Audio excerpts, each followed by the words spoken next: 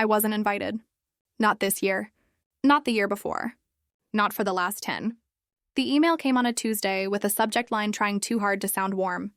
Whitmore Family Retreat 2025, RSVP by Friday. It wasn't meant for me. I knew that before I opened it, but I opened it anyway. The photos told a familiar story. Everyone was there. Camille, of course, her husband, both kids. Aunt Janine from Savannah, Uncle Roger, still wearing that ridiculous fishing hat he thinks is a personality. Even Cousin Lily, who once stole my prom dress and denied it with steady eyes. But not me. Not even a typo version of me. No Carla, no Clara with one less letter. Just empty space where I should have been. That kind of exclusion doesn't shout. It hums. It runs like a quiet fridge in the background, and you don't notice it. Not really. Until one day the silence drops and the room feels off. I stared at the email in my office in Santa Monica. High glass walls reflecting the bright afternoon, deadlines stacked like teeth, degrees perfectly framed. A corner view I clawed my way up to. The room was beautiful and cold. California sun couldn't fix that. I looked at the email again, then at my missing name as if I could will it into the list. I almost closed my laptop. Almost. But instead I opened a new tab and typed the name of the beach house where these retreats had always been held. A wide, whitewashed house on the Georgia coast with a porch swing that leaned a little and twinkle lights that never fully cooperated. The last place I saw my father laugh before the stroke made laughing difficult. There it was, a new listing. Not for rent, for sale. No group text, no call. Not even a just so you know. I read every line. Price lowered. Seller motivated. Deed under review. I recognized the agent, the same woman who handled my grandmother's property years ago. And just like that, the air in the room shifted. They were getting rid of it, quietly, like they got rid of me. Like I was something extra they could drop without notice, a memory-gathering dust nobody wanted to name. I wasn't angry, not then. I closed the listing, turned toward the bookshelf, and saw it. The small turquoise shell my father gave me when I was 9. He'd handed it to me like a secret, sand still clinging to its ridges. You think in tides, Clara, he said. Don't ever let them make you small. The idea didn't arrive like lightning. It moved in slowly, like the tide he meant, a pull I recognized before I could name it. Being erased doesn't come with a warning label. No one calls and says, now we will be forgetting you. It starts with a single missed call and then another. It looks like a family photo posted without you in the frame. Comments full of hearts while your name is a blank nobody notices. It sounds like a chair left open at a dinner table where no one asks why it's empty. At first I tried. I sent Christmas gifts that traveled like small ships across a sea no one wanted to cross back to me. When the group thread still had my number on it, I joined in and laughed at the right parts. I flew back for Thanksgiving even when the flight cost more than my rent at the time. I offered to help with Mom's mortgage once, when Camille's boys needed braces and she was posting about how tight things were between her designer brunches. I did what younger daughters get trained to do. Show up, stay quiet. Be useful. But usefulness is credit that runs out. It runs out faster when the person counting the balance never cared to begin with. Camille has always been the bright one, the easy one, the one whose noise is called charm. She's warm, photogenic, good with names, better with attention. She makes a show of generosity at parties and calls it love. She designed matching t-shirts for reunions like she was organizing a parade. She once called me from the aisle of a craft store to ask if I preferred teal or coral for the beach house table settings. I said, I don't think I can make it that year. She answered, that's okay, Clara, we'll save you a plate. But no one ever did. When our father had his stroke, I was the one who flew out alone, paying with a credit card that groaned when I used it. I sat by his hospital bed, reading him passages from Steinbeck he used to recite in the kitchen, words that soothed him before the world broke him into smaller pieces. When he could speak again, his voice came out thin and broken at the edges. You came that winter, he said, and it sounded like both thanks and apology. After that winter, I asked Mom about estate planning. Not for the money, just the map. What would happen with the house? With the accounts? With the trust he'd mentioned casually when I was in college? The one he joked was his grown-up version of a piggy bank? She smiled a smile I knew too well, the kind people use when they want to end a conversation without saying the words. Camille and I have it handled, she said. Don't worry your pretty head. I stopped asking. A year later, the spare key wasn't under the mat anymore. Camille said they'd changed the locks after a break-in. I didn't remember hearing about a break-in. I started skipping holidays. I sent cards into the void and watched my phone stay still. I stopped correcting people online when they called me distant or busy in comments under their pictures. One day, Mom posted a throwback photo of Camille and Dad on the beach at sunset. I remembered that photo. I took it. I stood just out of frame, but not to hide. She cropped me out. That was the year I stopped sending gifts. I didn't stop watching. Savannah, my old neighbor, now a paralegal at a small law office near the coast, stayed in my orbit. She sent quiet breadcrumbs, screenshots of text threads I'd been removed from, snippets of emails where I had been rewritten into a character they liked better, the difficult one, the absent one, the one easier to misunderstand than to know. "They think you vanished," she said once, like it was just another fact. "But you didn't vanish. You've been listening." I continued to listen, and then I stopped needing to. Because every story that tries to push you out leaves a door half open.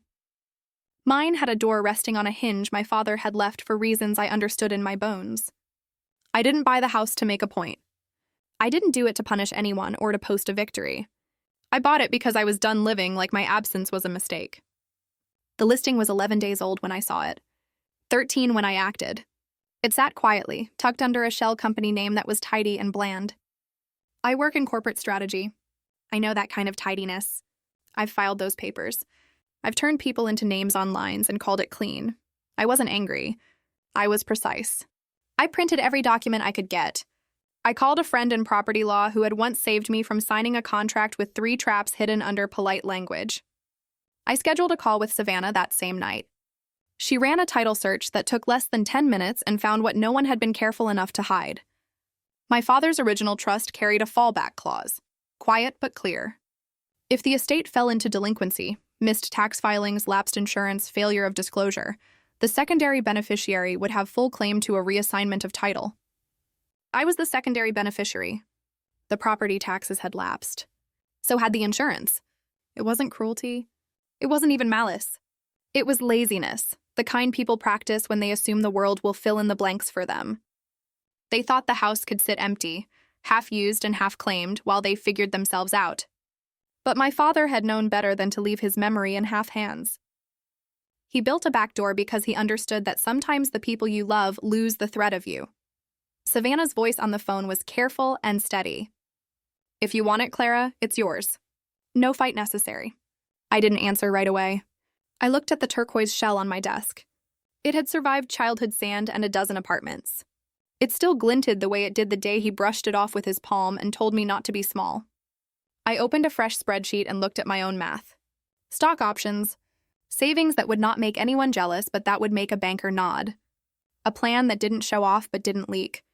2 days later, I called the listing agent. She didn't place me until I said Whitmore Clara, daughter of Thomas. There was a pause on the line.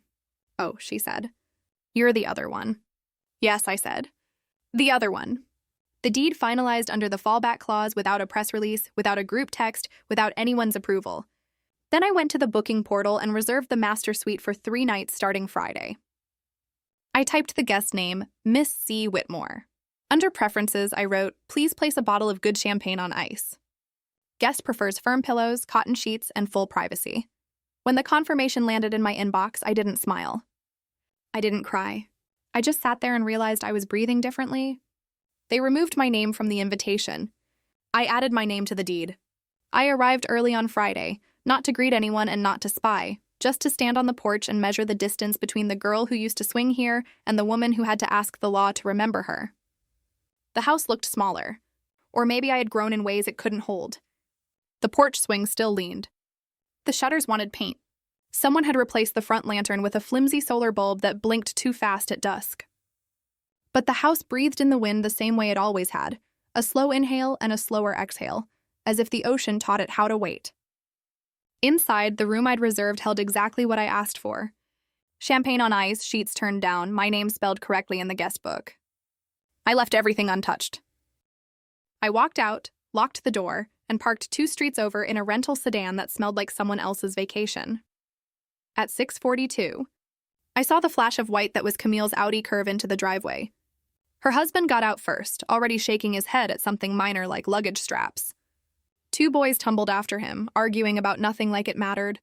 Camille stepped out last, sunglasses tilted high like a crown she'd bought on sale but wore like it was cut for her. Mom arrived in Uncle Roger's SUV, wrapped in resort linen, white on white, pearls that sat on her neck like they knew they were the final word. No makeup, just tinted balm. She looked like a woman prepared to deny things with grace.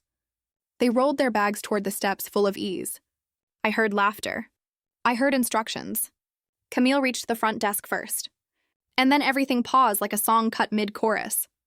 The clerk, a young woman with a pixie cut and a kindness in her face that made me forgive the uniform, said in a calm weather report voice, "I'm sorry. I don't have any of your names on the reservation. Are you with Miss Clara Whitmore's party?" Camille blinked. "I'm sorry, whose party?" "Miss Clara Whitmore," the clerk said. "She has the full reservation." The name fell into the room like glass on tile. No one moved to clean it up. I got out of the car then, not for drama, not to make an entrance. Because it was time to be seen saying my own name. My heels clicked on the tile slow and even. I didn't look at Camille. I didn't need to. I spoke to the clerk. "I can clarify," I said. "I'm Miss Whitmore. The deed finalized 2 weeks ago." Camille turned. Her face had the tightness of a bow pulled too far back. "You bought the house?" she asked. "Yes," I said. Mom's voice came soft and confused, the voice she used when she wanted pity more than truth.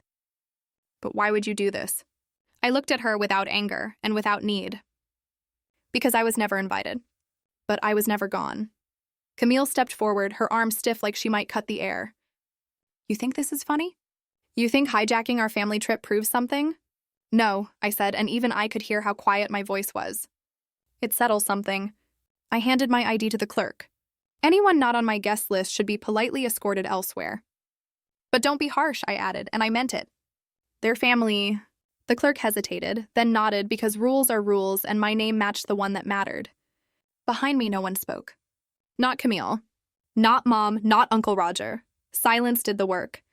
Let them explain it to each other. Let them say my name while they tried to make sense of it.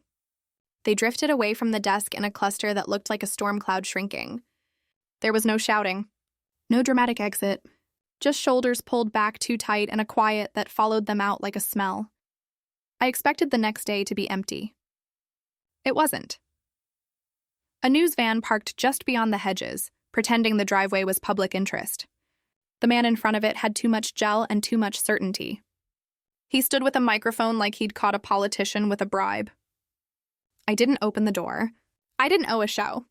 But when the segment aired, my phone lit up like a fire alarm. Texts from numbers I'd forgotten to delete. Emails from people who wanted to be near a story. A voicemail from an old coworker who never called when I got promoted, but had time for scandal. Is this true? Did you really take your family's house through a legal loophole while your father was sick? The headline said, "Daughter uses trust clause to oust family from generational property." They made me sound like a predator in heels accidentally caught on camera. The article quoted a close family source who said my father was in cognitive decline, and I manipulated him into signing away his legacy. They didn't put a name under the quote. I didn't need one. Camille has always known how to pull pity out of people like a magician finds scarves. I didn't cry. I didn't post a thread. I called Savannah. "Time," I said, and she didn't ask for context. 15 minutes later, she sent me a file that was so carefully labeled and dated, it felt like an exhibit in a museum of evidence. Screenshots of texts between Camille and Mom saying, "Don't worry, Clara's not coming." She makes everything about herself. She's too busy proving something to care about family. Don't feel bad excluding her. She's used to it. Audio files, too, the kind you get when someone doesn't realize the phone is on speaker while they eat lunch. Camille's voice bright and sharp. Clara was always too fragile to survive in this family. Let her rot in her condo. We're better off. And then there was the video, the one I had recorded 2 summers ago, sitting with my father on the back porch while the wind wove around us like it wanted to be a blanket too. His legs under a real blanket. His hand on a chipped mug. My voice beside him, but not in the frame. His voice steady in a way that shocked me that day. "I want Clara to have this place," he said. Camille makes things loud, but Clara makes things last. I hadn't watched that video since we made it. I didn't want to use it unless I had to. I didn't want to be the person with proof when proof felt like an accusation. That morning, I uploaded it all to a secure drive and sent a link to a single reporter I trusted, someone who had once written carefully about elder care, About manipulation, about the quiet ways families can do harm. No captions, no commentary. Just the message, this is the full story. Decide what matters. It didn't go viral. It didn't need to. By afternoon, the original headline disappeared. The station issued a correction with the same quiet tone they used to scold me the day before. My inbox slowed. The questions softened. That night, Savannah texted me 3 words. They're quiet. You ready? I stood by the window and looked at the ocean, black and endless and breathing like something alive. Yes, I typed. The courthouse smelled like dust and a cleaning product no one could name. I arrived early. I had no entourage. No lawyer in an expensive suit. Just me in a navy dress my grandmother once called steel-willed blue, a color that didn't ask for permission. I held a folder under my arm with everything they didn't expect to see the light. Camille was already seated, wearing a white pantsuit-like armor, her mouth pressed into a line so flat it could cut. She didn't turn when I entered, but I watched her fingers tapping her phone, a rhythm that read as panic. Mom sat next to her, spine a-rod, pearls trembling with every inhale like even jewelry can be nervous. She glanced at me and looked away as if the light hurt. The clerk called the case. Whitmore versus Whitmore, petition for injunction on disputed property, filed under claim of undue influence and elder manipulation. Their attorney stood. He was slick, tan, and too young to have dialed a phone that spun like mine did when I was a kid. He said words like intent and vulnerability and caution. He called me estranged and paused before it, letting it hang in the room like a sentence I'd chosen for myself. When it was my turn, I stood without theater and spoke like I was telling the truth because I was. Your Honor, I'd like to submit video and audio evidence relevant to the trust and my father's clear intent. The judge nodded. His glasses slid down his nose while the bailiff dimmed the lights like we were all about to watch a film no one wanted to admit mattered. The video came up. My father on the porch. The blanket, the mug. His voice soft but unbroken. I want Clara to have this place. Camille makes things loud. Clara makes things last. She's the only one who came after the fall. The only one who didn't ask for anything. He paused. He looked toward the camera. It's not about fairness, he said. It's about memory. When the audio played, Camille's voice filled the room. Let her rot in her condo. She was never part of this family. She should have been easier to control. No one coughed. No one moved their chair. The judge leaned back and tapped his pen against the desk twice, a small metronome calling us back to law. This court finds no grounds for the petition, he said. The evidence shows clarity of mind and direct intention from the deceased. The language used by the plaintiff suggests exclusion, not misunderstanding. He removed his glasses and spoke like a teacher who wanted this lesson to stick. This court does not resolve emotional wounds. It enforces law. And in this case, the law is clear. The gavel hit the wood in a way that made the air buckle. Petition denied. Camille stood slowly, fists clenched but body still. Mom stayed seated, her eyes glassy and dry like she had used her tears somewhere else. I gathered my folder and walked out without looking back, because I didn't need their faces to tell me what I already knew. On the steps outside, reporters waited like sparrows waiting for crumbs. A microphone slid forward. Do you have anything you'd like to say to your family? I paused long enough to make sure my voice would hold. No, I said. I said it already. Then I left, clean and quiet. The house met me like it remembered me. No suitcases on the porch. No voices ricocheting off the walls. Just the hum of the ocean and the loose rattle of a shutter breathing. Inside, everything looked the same but felt lighter, as if the rooms had been holding their breath and finally exhaled. I walked slowly through the space, letting my fingers touch the banister, the door frames, the edges of the rug in the hallway. It felt like a church after everyone goes home, the air still full of what had been said but ready for quiet. In the office, the room that belonged to my father once, then to my grandmother, I opened the bottom drawer of the old desk, the one with the handle that sticks if you don't tug right. Inside lay the wind chime we made when I was 9. Seashells on fishing line, blue thread tying them with knots coming loose. My initials written on the largest shell in faint kid handwriting, CW. I sat on the floor and began to untangle the lines. I didn't fix it to make it pretty. I fixed it because broken things can still belong. The work was slow and small, and it steadied me. When Savannah arrived, she brought a cheap bottle of red and a roll of paper towels the size of a drum. You didn't think I was going to let you win and not clean windows, did you? She said, smiling in a way that made my chest ache in the best way. We worked without filling the space with talk. Two women scrubbing more than dust. We lifted streaks off glass, wiped grit off baseboards, and in a quiet way peeled years of dismissal off corners I didn't know I'd avoided. At sunset, I hung the wind chime outside the kitchen window. It caught the breeze like it remembered how to dance and sang a sound I hadn't heard since the summer my knees were always scraped and my hair smelled like salt. We sat on the porch as the sky went pink, then gold, then the slow blue of evening. Savannah asked, "What now?" I looked at the line where the ocean pretends it meets the sky. They said I left. They said I drifted. I didn't go anywhere, I said. They just chose not to see me. We didn't toast. We didn't shout. We sat with 2 glasses in hand and watched the sea move the way a body breathes in sleep. When I turned the lights off that night, I did it one room at a time from the inside, not like a guest checking out, but like someone taking the last lap through a house she could finally admit was hers. In the kitchen, I ran a hand across the counter where my father used to make eggs badly. In the hallway, I touched the frame of the photo I would not be cropping. In the bedroom, I left the window cracked to let the wind chimes song reach me if it wanted to. I didn't feel triumphant. I felt settled. That's a quieter feeling people talk over because they don't know how to recognize it. It feels like your name fitting in your own mouth. If this stirs something quiet in you, something you haven't said out loud in years, you're not alone. A lot of us never left. We didn't go silent. We were never called back. If you've been written out of your own story, if the chair at the table stayed open and nobody thought to ask why, leave a word. You don't have to explain it. Just leave it where someone can see it and feel less alone. So the silence doesn't win this time. We read everyone.